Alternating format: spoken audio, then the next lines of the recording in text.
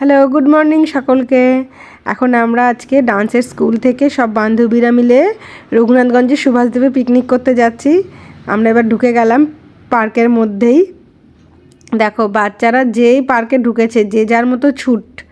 এবার আমরা পৌঁছে গেলাম পিকনিকের জায়গায়। সবাই আগেই চলে এসে, ওই যে আমি লেটুস, তাই লেট, সব থেকে লেট আমি। সবাই তোমাদেরকে হাই করছে দেখো।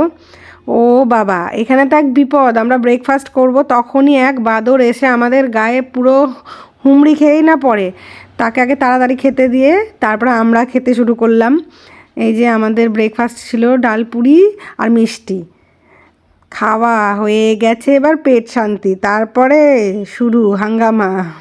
এবার আমাদের নৃত্য তো হবেই।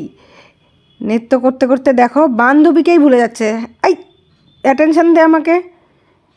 এইবার এইবার ভালো লাগছে। এরপরে বাচ্চারাও দেখো যে যার মতো নাচ করছে। লাঞ্চের টাইম হয়ে গেছে। এবার সবাই লাঞ্চগুলো রেডি করে নিচ্ছে, যার যার প্লেটিং করে নিচ্ছে সবাই। এখন আমরা আর আমাদের ছানারা সবাই লাঞ্চ করে নেব। ওরা খুবই খুশি। স্কুলের ব্যস্ততা, পড়াশোনার ব্যস্ততার জন্য ওরা কিন্তু খুব একটা খেলাধুলো করতে পারে না। আর এরকম একটু খেলাধুলো, ছোটোখাটো পিকনিক করলে ওরাও খুব খুশি হয়, আমাদেরও ভালো লাগে। তার জন্য আমরা মাঝে মাঝেই ছোটোখাটো পিকনিক করতেই থাকি। আজকের দিনটা বেশ ভালোই কাটলো। বাচ্চারাও আনন্দ করলো, আমরাও আনন্দ করলাম। পার্কেই কিন্তু ছোট ছোট পিকনিকের জন্য অনেক দোকান লেগেছে, সেখান থেকে দেখো ওরা ক্যামেরা নিয়ে নিল। এবার আমরা সামনের দিকে একটু এগিয়ে যাব।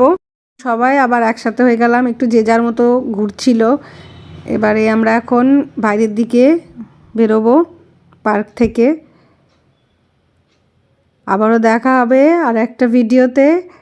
এখনকার জন্য বাই বাই, গুড নাইট।